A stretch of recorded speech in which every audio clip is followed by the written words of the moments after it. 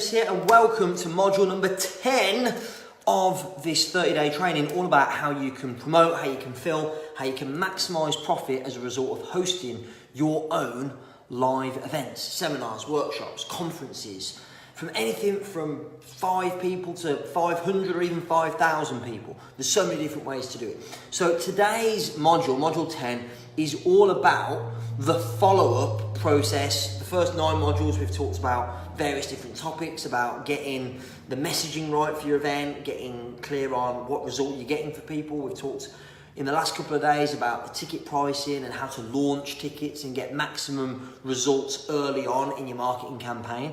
What we're looking at today is when you've done your initial launch and you've got that big rush of tickets and you've had a deadline and you've got a bit more of a rush of tickets, then what? Because the fact is, as good as your marketing could be, and by using the templates that we're giving you as part of this training, of course, you're going to have brilliant copy and brilliant marketing, giving people urgent reasons to buy at the point of launch.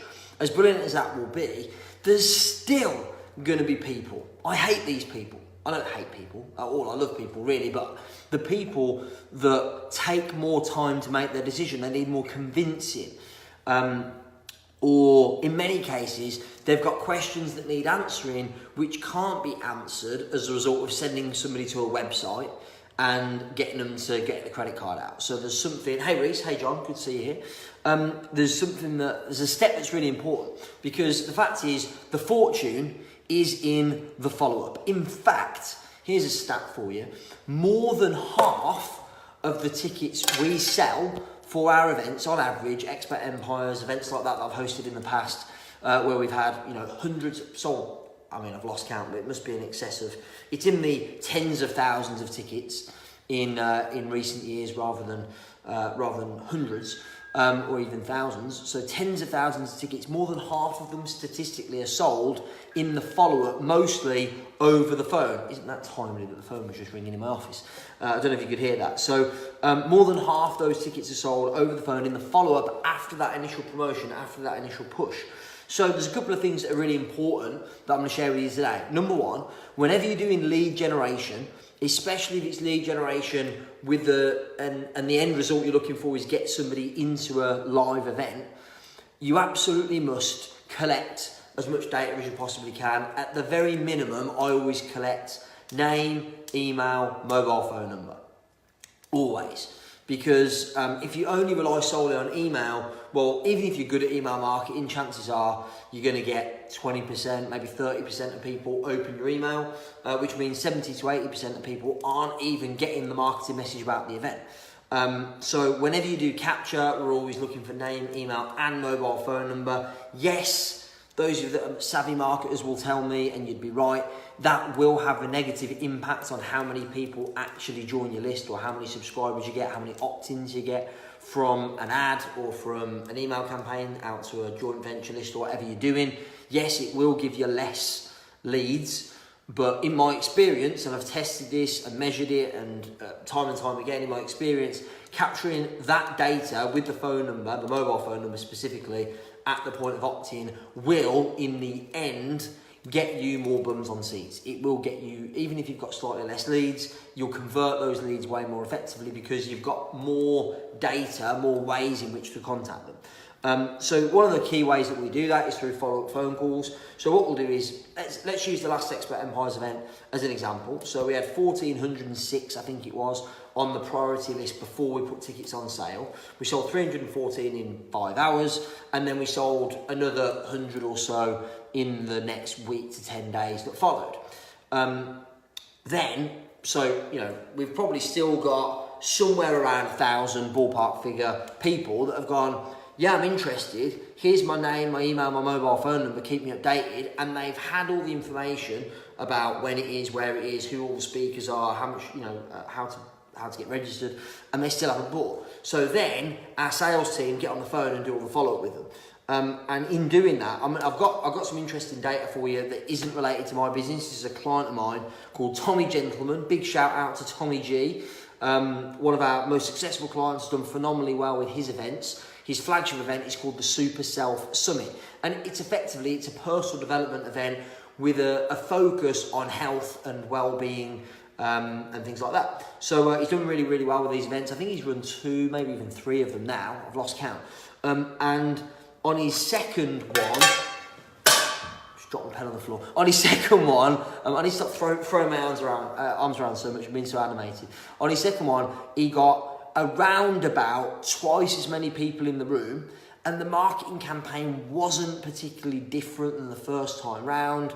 You know, there wasn't much difference to it. He didn't really spend loads more on marketing or anything like that. But what he had in place as a result of what we showed him was the marketing campaign, exactly the same one that you've got the templates to as a result of this training that we're running here.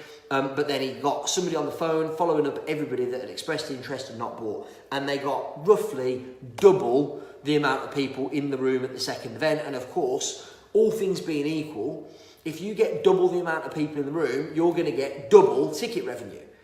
It also means that with more people in the room, you can probably charge more for sponsorships, if that's something you're doing. We're going to talk about that in a future module. It also means that with twice as many people in the room that have paid the same amount of money to be there, so they're just as good quality, you're probably going to get somewhere around twice as many back-end sales and make twice as much revenue on the back end as well. So having that little the follow-up call in place is really critical. This is something we're going to discuss in more detail actually on our online masterclass on Tuesday evening. So if you didn't already know, we're running an online masterclass on Tuesday evening where in these little videos, of course, I can give you little snippets, but I want to give you a more comprehensive, in-depth training with some more advanced distinctions. So on Tuesday evening at 7 o'clock, we're going to host that training, and then I can explain to you in more detail what the 5 steps are of marketing your tickets and getting bums on seats, one of which is the follow-up that we've talked about today. We're going to go into that in a lot more detail. So remember, the fortune is in the follow-up, and I know that you might be sitting there watching this and going, yeah, well, it's all right for you, Nick. You've got, you know, a team of full-time people. You've got 3 people on the phone selling stuff for you. So, you know, it's okay for you, but like, it's just me. I haven't got anybody else. So, and of course, there was a time when I was in that very position. And I made a decision to bring in a salesperson because I knew we were leaving money on the table. I knew we weren't getting as many people to our events as we could have done if we had a salesperson or we had somebody on the phone converting our interested people into ticket sales.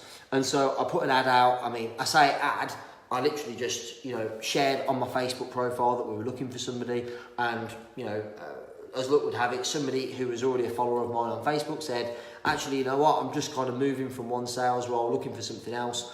He came and had a meeting with me, and he was with me for about 18 months, commission only, so there was no risk on my part whatsoever. I paid him 20% of what he sold. He made a nice, decent, solid income, support him and his family.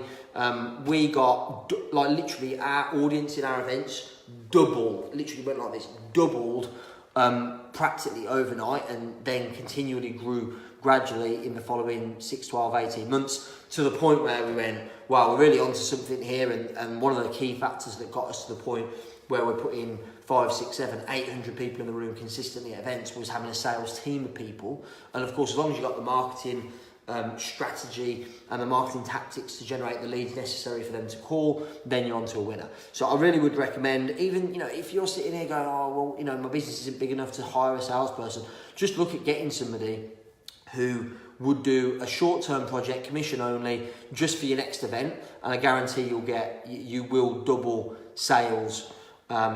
You will double sales in your events. So, question of the day, and I don't necessarily need you to post your comments or your answer in here. Question of the day is this, because I believe that when it comes to bringing somebody into your team to get on the phone and sell for you, you probably, everyone always asks me, where do you find such great people, you know, to build your team?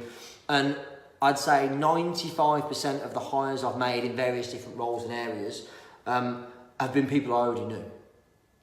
So I haven't gone to agencies, recruitment agencies or anything like that. Literally, they've been people I already know. So question of the day, which you might not want to post in here, maybe you'll even tag the person, I don't know. Question of the day is, who do you know that you could bring into your business to help you, to get on the phone and help you increase the numbers of people in your events? Have a think, who do you know? that might be up for it, that you know, that knows you, that might be interested in the kind of stuff you do. Maybe they want to get close to you, be mentored by you, get the opportunity to learn from you a little bit. Who do you know that could help you get more bums on seats and be your telephone function in your business? So hopefully you've enjoyed today's video. It's Friday, so you've got a couple of days off now. Maybe it'd be a good time for you to review the modules that we've covered so far. You can do that in the units section on this Facebook group. And of course, be sure to get your place registered for our online masterclass, which is happening on Tuesday evening at 7 o'clock, where I'm going to do a much more in-depth, much more comprehensive training on how to do the entire 5-step marketing process that we use to get lots of bums on seats. So make sure you register for the online masterclass, and I will see you Monday. Have a great weekend.